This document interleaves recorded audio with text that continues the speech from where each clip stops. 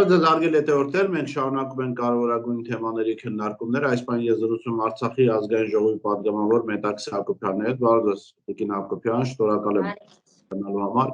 Արցախում օրս կրկին զոհ ունեցանք եւ կրկին մեզ համար գոնե Հայաստանում անհասկանալի է ինչ է տեղի ունենում Արցախի գործող իշխանությունները, նախագահան կոնկրետ ինչով է զբաղվում, արդյոք անվտանգության խնդիրները առաջնահերթություն են այդտեղ, թե շարունակում է իրեն ռուսական լավ խոսքա պրարաբի պես պահել եւ շինարարական ուղղակի բիզնեսն առաջ տանել։ Եվ նաեւ քաղաքական նպատակը Ադրբեջանի այս սպանությունների, քաղաքացու սպանություն, մի քանի շաբաթ առաջ զինվորի սպանություն, դրանից շատ առաջ են հայտնի միջադեպը տրակտորիստի հետ, երբ որ նորից այդ քաղաքացիական անձ սպանվեց, ինչի է փորձում հասնել Ադրբեջանը եւ ինչ է անում Արցախի իշխանությունը նախագահի գլխավորությամբ չեզոքացնելու անվտանգային այդ խնդիրները։ Ուրեմն ինչ անցնելու քննարկմանը պետք է հստակ փաստենք մեզ համար, որ եթե այսօր Արցախում չլինեին ռուս խաղաղապահները, մենք շատ ավելի վատ տխուր պատկեր կունենանք, որովհետև այն գործառույթները, որ իրականացնում են խաղաղապահները, ըստ էության իրենց մաքսիմալ հնարավորություններով են անում դա, եւ մենք կունենայինք շատ ավելի վատ պատկեր, եթե իրենք չլինեին, օրինակ ուղղակի չէինք կարող ապրել Արցախում կամ նույնիսկ եթե համառորեն շարունակեինք ապրել, ապա մեկի փոխարեն մենք օրական շատ ավելի շատ զոհեր կունենայինք։ Իսկ ինչ վերաբերում է Արցախի իշխանություններին,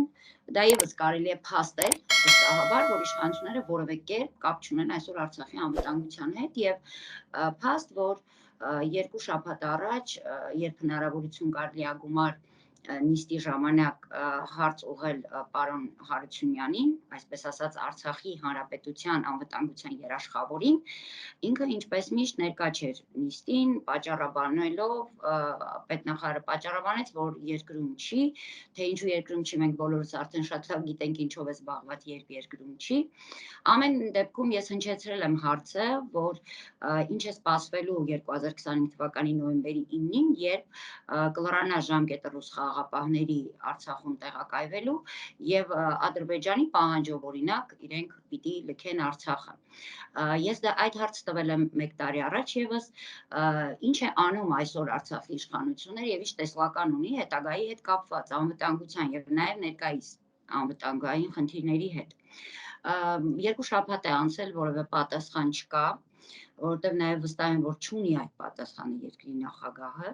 հակառակ դեպքում գոնե կփորձեր ինչ-որ մի կերպ պատասխանել եւ բոլոր այն պատասխանները, որ 1 տարվա ընթացքում հնչել են, դրանք հնչել են զուտ գուշակությունների հիման վրա, այսինքն ցավը այն է, որ այս իշխանությունները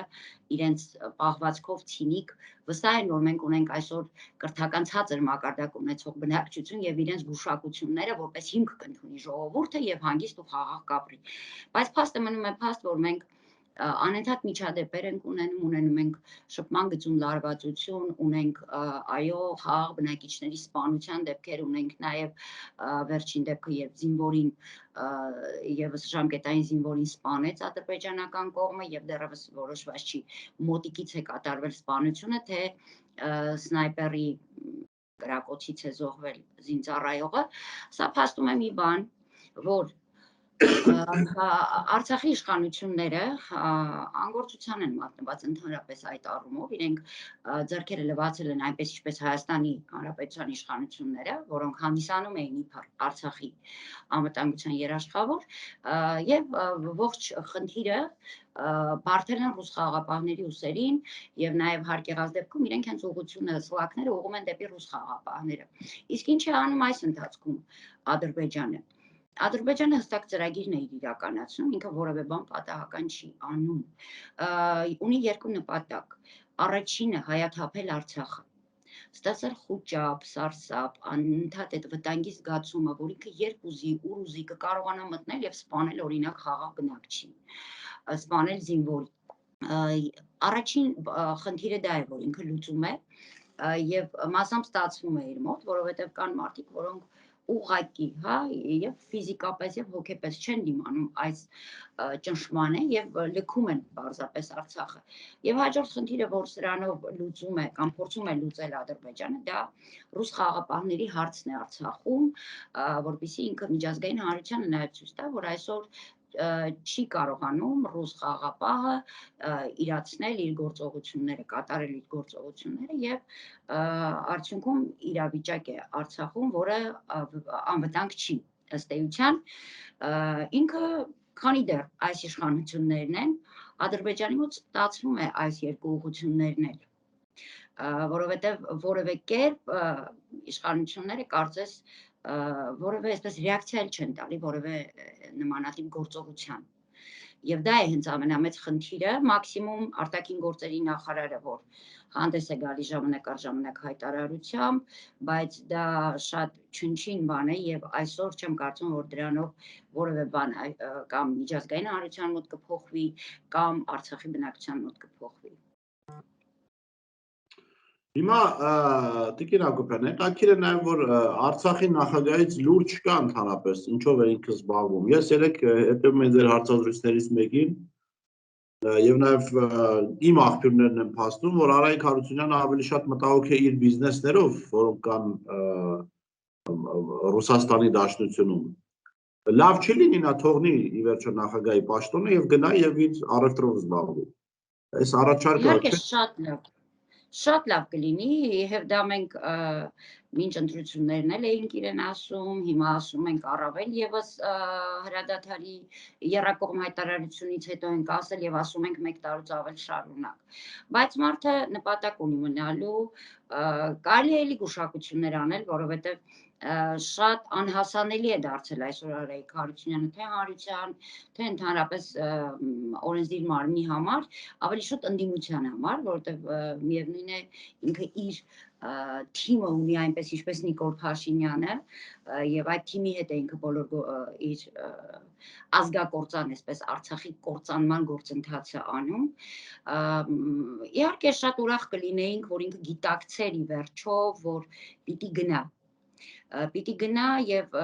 թող զբաղվի իր բիզնեսները զարգացնելով, որտեվ 2007 թվականից ցանկացած արցախցի ճանաչում է Արայիկ Հարությունյանին ու գիտի, որ այդ մարդը հրաշալի բիզնեսմեն է, սեփական բիզնեսը զարգացնելու առումով, բայց քաղաքական եւ ռազմական գործիչ չէ, բացարձակ։ Ինքը չի տիրապետում այդ երկու ուղղություններին եւ ամեն անգամ դրա համար ապացույցներ պետք չեն։ Ամեն օրը դրա ապացույցն է այս ընթացքի, որ ինքը իշխանության մեջ եղել է։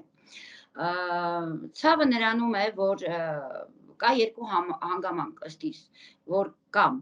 իր գործընկերը Հայաստանի իրեն թույլ չի տալիս դա անել, որովհետև երբ չլինի այստեղ Արայիկ Հարությունյան, միգուցե այդ շղթան կհասնի մինչև Հայաստան, եւ հաջորդը ինքը դեռ բավարար միջոցներ չի կուտակել, որպեսզի հանգիստ խղճով թողնի ու գնա շարունակի իր բիզնեսը այլ երկրում։ Այդ երկու պատճառներից որևէ մեկը թերևս կլինի կամ հենց երկուսը միասին, որ Արայիկ Հարությունյանը դեռևս այստեղ է, իսկ իր Երևանը միայն մենք էլ տեսա, այսպես երիզներով ենք տեսնում, տեսահոլովակներով ենք տեսնում ավելի շուտ, որտեղ ինքը կամ ուշաքարի բացման է գնացել, կամ ինչ որ շնորհավորում է երեխա ծնվելու կապակցությամբ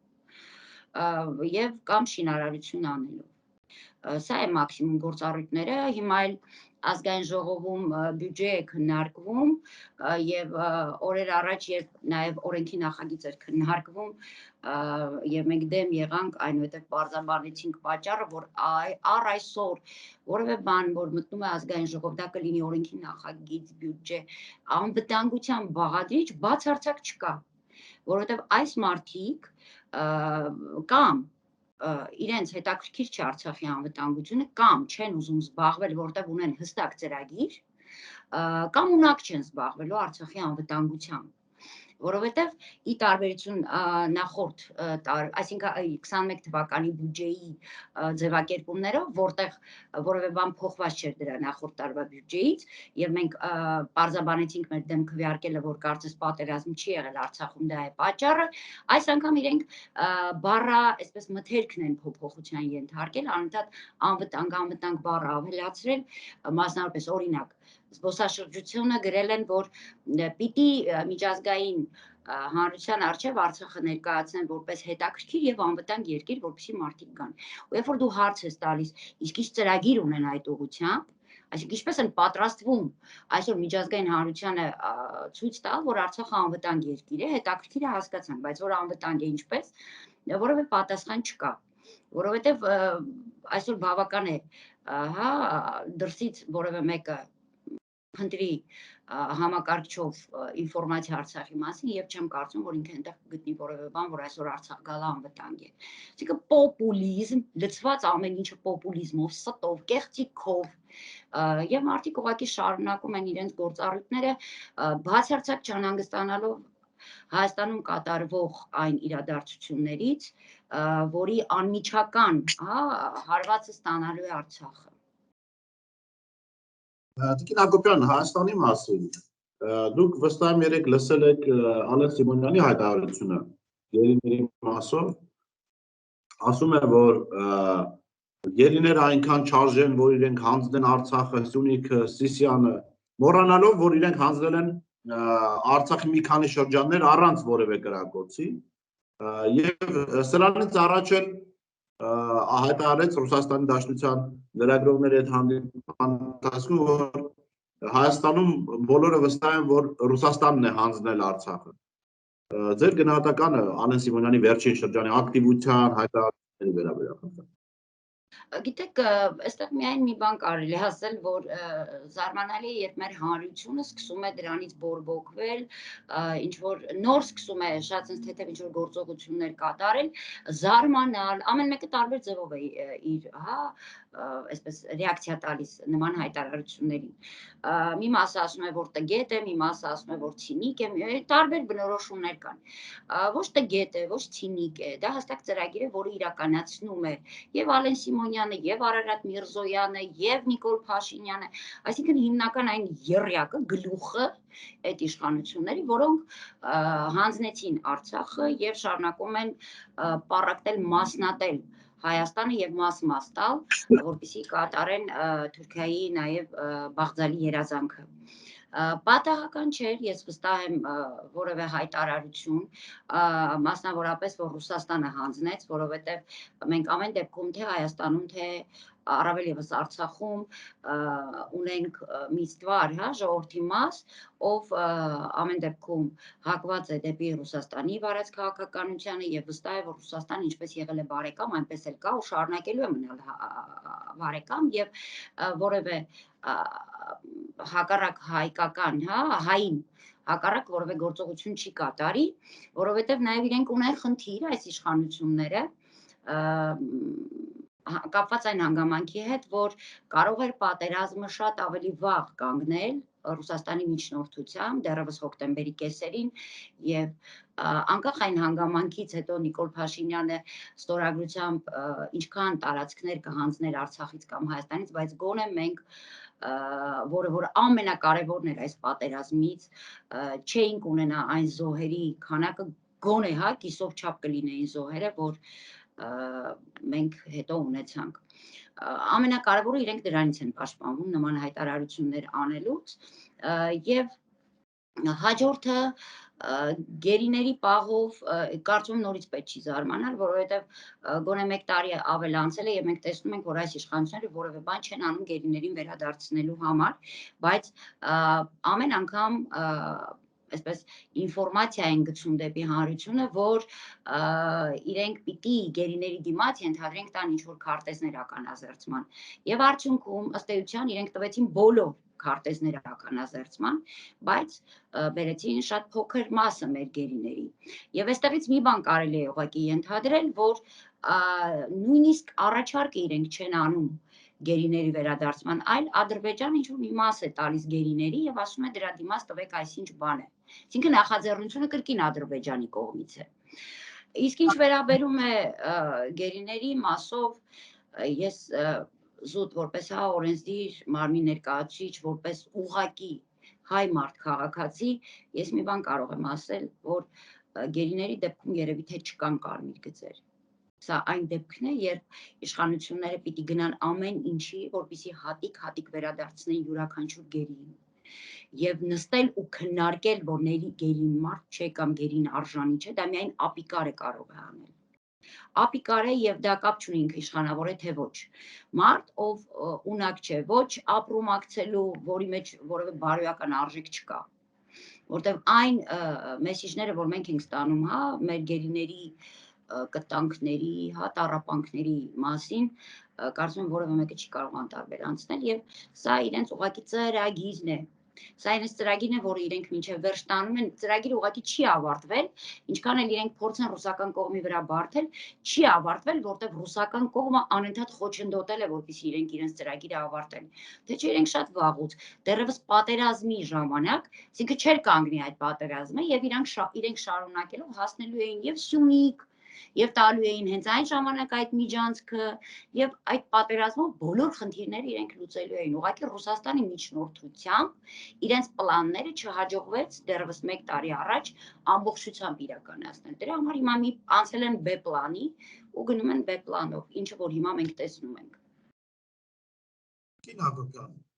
հետաքրքիր է, որ այս երեկոյան կեսգիշերին ավելի շուտ հայտնի դարձավ միեդի վճիրները Հայաստանի մասով, որտեղ նաև Ադրբեջանի պահանջը ականապետ դաշտերի քարտեզները տրամադրելու մերժվել է, բայց հետո Բաքին ազը հրապարակել է մի հոդված, որում ասվում է Հայաստանն Ադրբեջանին է փոխանցել ամբողջ Արցախի ականապատ դաշտերի քարտեզները օրերս։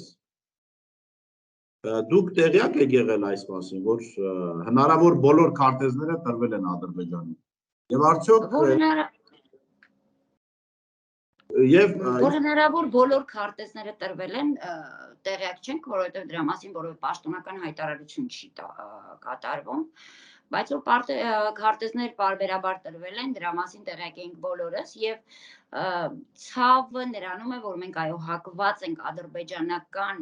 լրատվամիջոցների ինֆորմացիան ընդունել, որովհետև փաստ ամբողջ պատերազմի ընթացքում ադրբեջանական լրատվամիջոցները որևէ սուտ ինֆորմացիա չտվեցին եւ շարունակեցին ճիշտ ինֆորմացիա տրամադրել եւ իրենց ժողովրդին եւ ընդհանրապես աշխարհին։ Այսինքն այո, հավանաբար տվել են բոլոր քարտեզները եւ հիմա մեկ հարց է առաջանում, այլևս ինչի դիմաց պիտի հետ բերեն մեր գերիներին։ Ուզում հասկանալ Երբ ադրբեջանցիները ասում են օրերս տվել են բոլոր քարտեզները եւ Հայաստանը, այս շարունակությունը նաեւ ընթերցեմ, Հայաստանը այդ մասին տեղյակ է ողել ՄԱԿ-ի միջազգային դատարանին, դրա համար էլ դատարանը համարել է, որ այլևս անիմաստ է Ադրբեջանի այդ պահանջը բավարար։ Ձեզ համար նաեւ հասկանալի է, թե ինչի դիմաց են տվել եւ ինչու են գաղթագողի տվել այդ քարտեզները։ Կարծում եմ որևէ բանի դիմաց չի տվել, որովհետև ուղղակի ճնշումները, ուղղակի պահանջները, գիտեք, ես վերջերս արել եմ նման արտահայտություն, կկրկնեմ, այս հարաբերությունները, ինչին ուղղակի մենք 30 տարի շարունակ սովոր չենք եղել, որ մենք տեսել ենք նախագահների հանդիպումներ, Հայաստանի նախագահների եւ Ադրբեջանի, որտեղ տեսել ենք քաղաքական, այսպես հանդիպումներ կոնկրետ, հա, եւ միշտ հպարտացել ենք մեր կողմի պահվածքով որպես քաղաքական գործիչ։ Հիմա կարծես Բաքի երկու տղաների անընդհատ այսպես հանդիպումներ ենք տեսնում, որոնք մի լավ ժամանակին ենթադրենք վիճել են, հիմա շարունակում են ինչ-որ հարաբերություններ պարզել եւ այդ հարաբերությունները պարզելու մեջ բնականաբար պարտված կողմը գլուխը կախ է, խեղճ է, որովհետեւ իրեն ծեծել են եւ դրա դիմաց ինքը դեռևս գործառույթներ ունի իրականացնելու։ Հիմա Նիկոլ Փաշինյանը այդ կարգավիճակում է, պարտադիր չի, որ Ադրբեջանը իրեն դրա դիմաց որևէ բան տա կամ ցանկացած իր քայլի դիմաց, կամ եթե ինչ-որ բան տալիս է, ուրեմն դա անձնական բնույթի է, համենայն դեպս ոչ հային օգտակար կամ հային նպաստավոր։ Գոնե մենք 1 տարի շարունակ տեսնում ենք, որ եռակողմ հայտարարության, նոյեմբերի 9-ի եռակողմ հայտարարության բոլոր կետերը կատարվել են, այն ինչը որ պետք էր Ադրբեջանին, չեն կատարվել այն 3 կետերը, որոնք պետք էին մեզ։ Եվ որևէ մեկը դրան չէր անդրադառնում, հա, վերջերս նոյեմբերին կայացած հանդիպման ժամանակ եւս որևէ մեկը չանդրադարձավ այդ 3 կետերին, որոնք չեն կատարվել։ Գերիների անհապաղ վերադարձը, տեղահանվածների վերադարձը իրենց բնակավայրեր եւ այն տեղերում կանգնելը, որ պահին որ կնքվել էր հրադադարը։ Այսինքն նույնիսկ այս առումով չեն կարողանում պահանջատեր լինել։ Այն փաստաթղթի տակ, որի տակ ստորագրել է Նիկոլ Փաշինյանը, ինքը չի կարողանում նույնիսկ այդ փաստաթղթին տեր կանգնել։ Եվ սա ոչ թե իր խեղճությունից է կամ իր թուլությունից է, ոչ։ Սա այն բոլոր պայմանավորվածությունների արդյունքն է, որ եղել են տարիներ շարունակ։ Եվ եթե մենք մի փոքր գոնե, հա, աչալուրջ լինեինք ազգովի, կամ գոնե հիմա ունակ լինենք անալիզ անելու, մենք պիտի տեսնենք, որ շատ ակտիվ 2019 թվականից սկսվեց այն գործընթացը, որը առ այսօր շարունակվում է։ Եվ երբ մենք 2019 թվականի արդեն կեսերից հայտարարում էինք, որ պատերազմ է սպասվում, դաժան պատերազմ, մեր հանրությունը չէր հավատում։ Բայց դա մենք հասկացել էինք ընդհանրապես Նիկոլ Փաշինյանի իշխանությունների գործողություններից եւ դա ակնհայտ էր երևում, որ այս իշխանությունները ուղիղ կապի մեջ են Ադրբեջանի իշխանությունների հետ եւ պայմանավորվածությունների առումով իրենք չունեն միջնորդներ։ Հիմա եւս այդպես է։ Ժամանակ առ ժամանակ հանդես է գալիս Ռուսաստանը որպես միջնորդ եւ գոնե այդ միջնորդության արդյունքում խափանվում է ինչ-որ հստակ նպատակ, հայակորձան նպատակ, բայց չի հաջողվում ամեն դեպքում Ռուսաստանին եւս ամբողջությամբ չեզոքացնել այն գործառույթները, որ այս երկու իշխանությունները Հայաստանի եւ Ադրբեջանի պայմանավորվել են նախապես։ Եվ սա հստակ, դուք տեսնում եք ինչ համառորեն այսօր եւ Հայաստանի իշխանությունները եւ Ադրբեջանի իշխանությունները վարում են այդ քաղաքականությունը եւ որևէ մեկ այսօր չի կարողանում դա կանգնեցնել։ Եվ այդ անիվը շատ արագ է պտտվում, այնքան արագ, որ մենք ամեն օր ենք տեսնում Հայաստանի ուղղակի բզկտումը եւ այն մեծ թուրանի միավորումը։ Եվ եթե մենք տեսնում ենք այն արդեն, հա, քարտեզը, որ հիմա գոյություն ունի այս պահին, ինչ կարգավիճակում է, ինչ վիճակում է Հայաստանը, մենք շատ արագ տեսնում ենք, որ գալու է մի ժամանակ, որ այսպես ցանցի է վերածվելու Հայաստանը եւ բլոկադայի ենթարկված ինչ որ բզկտված ցանցի, որտեղով մարդիկ նույնիսկ չեն իմանալու որ ճանապարհով անցնեն, որ գերի չընկնեն կամ չսպանվեն։ Իսկ արդյունքում Հայաստանը ուղղակի հայտնվելու է բլոկադայի մեջ։ Բլոկադայի մեջ իրեն շրջապատող գոնե Վրաստանից եւ Իրանից։ Եվ մնալու են միայն, այո, ինչպես Նիկոլ Փաշինյանն է ասում, իր խաղաղասեր Ադրբեջանի եւ Թուրքիայի հետ հարաբերվելիս եւ շփումը լինելու է միայն այդ երկուսի հետ։ Իսկ արդյունքում բնականաբար մենք որոշ ժամանակ անց ուղղակի չենք ունենալու Հայաստան իր պետականությամբ, իր սուբյեկտայնությամբ եւ նաեւ կոնկրետ վտանգ է լինելու ֆիզիկական գոյությանը։ Ես ուզում եմ մի բան հիշեցնել, երեք նաեւ ազգային ժողովում Հայաստանի տեղի ունեցած ծեծկռթուկը, որը մենք ամեն անգամ հասկանում ենք գոնե, որ դա եւս ինչ որ մի բանից շեղելու գործընթաց է, որտեղ մեր հանրությունը արդեն սիրում է, հա, այդպես արագ ռեակցիա տալ այդպիսի բաներին։ Ես ուղղակի մի բան կուզեմ, ինչքանով որ ես լսեցի եւ տեսա, շատ ակտիվ էր գիտության, կրթության, մշակույթի, սպորտի եւ սփյուռքի հանձնաժողովի նախագահ Սիսակ Գաբրիելյան, եթե չեմ սխալվում ազգանունը, որը շատ այսպես իրենց այդ դուխով գլխարկը երևի իրենք անտեսանելիորեն անընդհատ իրենց գլխին է, օրեր առաջ իրենք Արցախում էին եւ չգիտես ինչու դուխով այդպես չեն խոսում այդ մասին, որ իրենք 2 օր շարունակ այստեղ էին եւ միջխորհրդարանական այդ երկու հանձնաժողովների համատեղ նիստներ տեղի ունենում։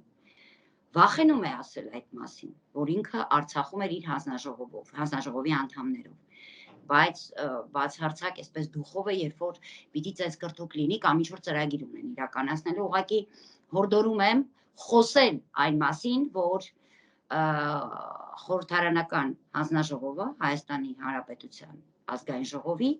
Արցախում է աշխատանքային այցելությամբ։ Ես սպասում եմ իրենց այդ հայտարարությանը եւ նաեւ մեկնաբանություններին, թե ինչ արվեց այստեղ եւ ինչ նպատակով էին ընդհանրապես իրենք Արցախում։ Շնորհակալ եմ Տիկին Հակոբյան, մեր ժամանակ տրամադրելու եւ մեր հարցերին պատասխանելու համար։ Ձեզ եմ շնորհակալ։